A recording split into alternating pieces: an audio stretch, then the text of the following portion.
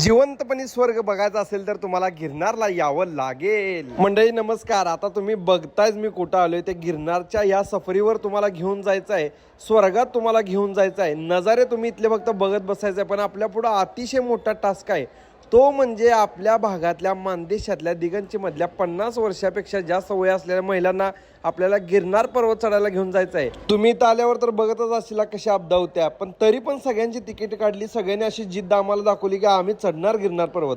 Maharaj ropeway 5000 पायऱ्यांपर्यंत आहे हो, तिथनं पुढे काय होणार बघा तर व्हिडिओ पूर्ण।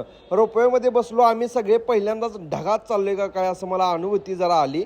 699 रुपये आरत परतचं तिकीट आहे रोपवेचं, पण वर्थ आहे। एवढा भारी नजारा जंगलाच्या वरनं आपण जातोय, ज्यामध्ये आगोरे वगैरे राहतात। म्हणलं आता का या महिलांचं काय खरं नाही, तोपर्यंत इकडनं आवाज आला,